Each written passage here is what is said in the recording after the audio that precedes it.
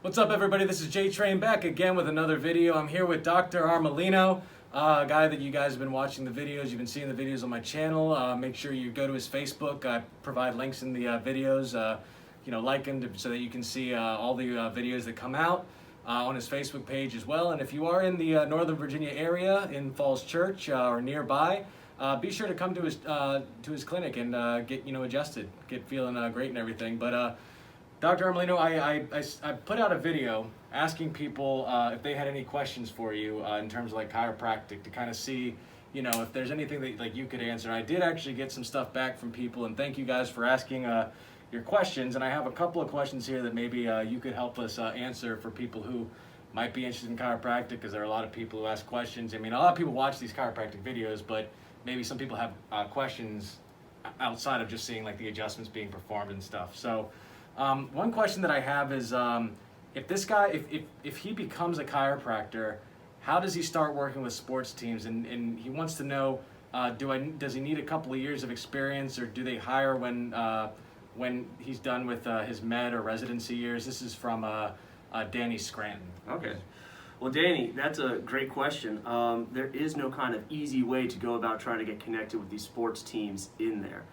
Traditionally, they do want to see a little bit more experience. They are looking for some of these additional programs you can do to get your diplomat, in sports medicine and things like that. But there are a couple of things you can do to get your foot in the door. If you're in chiropractic school, or even before then, before I ever became a chiropractor, I worked under Mark Nemish, the Capitals head strength and conditioning coach. And what I did to get my foot in the door with him, I went, looked up where his office was. I walked in there one day and I knocked on the door. I explained, hey, I see what you're doing. I would love to learn from you. He didn't have any positions available. And something I recommend to anybody in any profession is no one's going to turn down free labor. So I offered to him, I said, look, if you would like me to, I would just love to learn your knowledge and expertise, and I will be willing to work for you for free. I did that for several months before he offered me a paid position, because I already knew everything. I worked with all of his clientele. I was already in there and fully trained. So that's something I would highly recommend to do in there.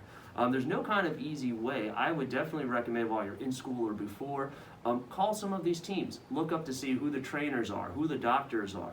Try to see if you can go in, maybe take them out to lunch, see if you can pick their brains and see what's the best way to get in there with them. Like I said, no one turns down free labor. Everybody likes that in there. Yeah, because you've had experience working with sports teams, so like this is I think this is a good question to ask and everything. And it's all about kind of who you know in the sports world. It's a small, tight-knit community. So once you get your foot in the door, that's the hardest part. And after that, then you're going to have a lot more doors open up in there, because as you work with more athletes and they get word-of-mouth referrals on there, they will really kind of open up more doors for you in there. Awesome. Another question that Danny had was he wanted to know, do you need insurance to get chiropractic, and what is the average cost? I guess what he's asking there is, like, if you're a chiropractor, do you need, or no, actually, I guess he's asking, do you need insurance to come to a chiropractor? And what is the average cost of getting a chiropractic adjustment? I know that's kind of maybe like a general question, but... Sure. I mean, it's another great question. Lots of insurance companies do cover chiropractic, which is fantastic. Most people don't realize that. I take lots of insurances in my clinic. I take Blue Cross Blue Shield, Care First, Aetna, United Healthcare, and Medicare.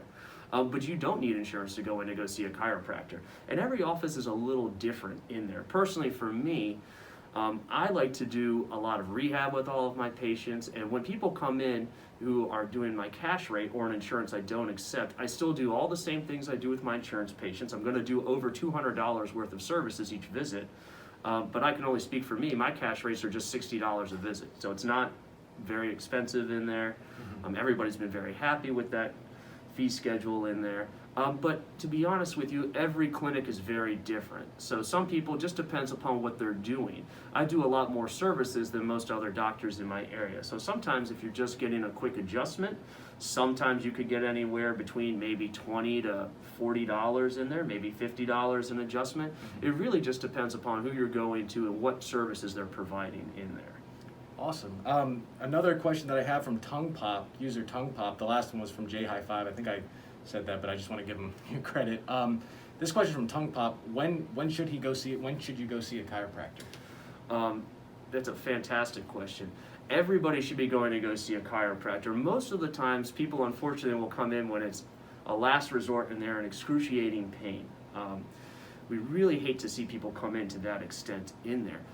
When I advise people to really get checked out is especially before pain occurs. So if your functionality, if you're having problems, say maybe you're trying to lift, or if a lot of my parents I take care of, they're having issues taking care of the newborns, lifting up the baby, picking up some groceries, things like that. If you're noticing you're struggling doing some of your everyday tasks or activities, don't wait until it gets out of control with pain. Come in and have somebody take a look, because like all things in medicine, once you get it taken care of earlier, it's going to be easier to clean it up, less treatment time, will get you better sooner, and overall, what everybody likes too, it will also save you a lot more money.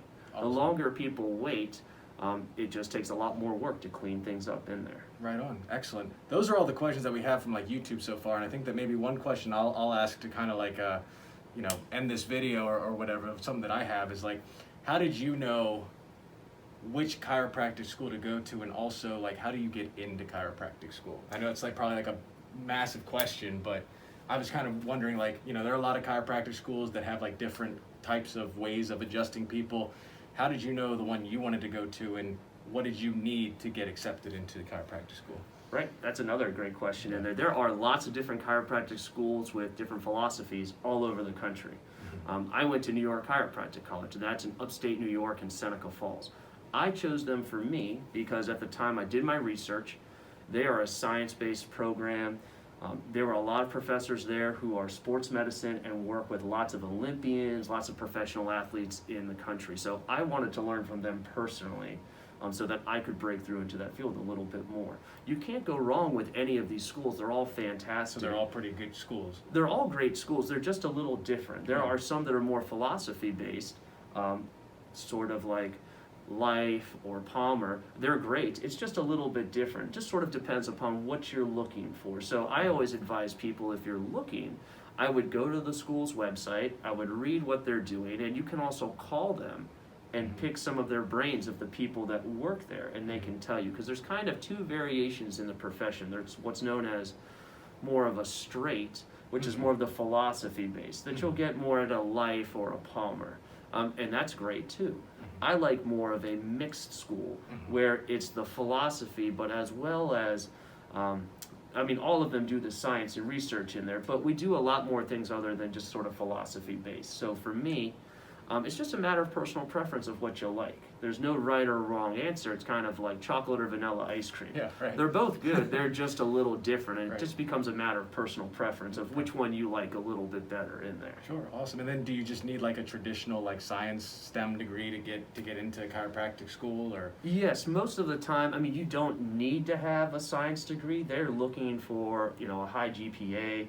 They will require some of these science classes, definitely some biology. I can't remember off the top of my head if they wanted to see organic chemistry and things like that, but each of these schools are going to have on their prerequisites what they're looking for in there. They definitely want to see a certain GPA. Science background is always applicable. And it's just like any other school when you apply for a university or college. They want to see something when you write your letter that makes you stand out. You just don't want to do the generic type of things. I really wanted to do this. This is what I wanted to do my whole life. Everybody wants to do that. So you need to have something unique to bring to the table in there. Most people go straight in after undergrad in there. But they are changing and updating the requirements in the curriculum. So not to lead anybody astray, but you definitely want to make sure that you go to their websites, because they're going to give you the most up-to-date information on there. Awesome. Well, thanks a lot, Dr. Armellino. I appreciate these answering these questions and everything. And if you guys have any other questions that you'd like to ask Dr. Armellino, he loves answering these questions and talking chiropractic and everything. Please put it in the comments section below, and we'll get another video out for you guys. Thanks a lot, and thanks again, Dr. Armellino. Oh, you're welcome. Thanks so much.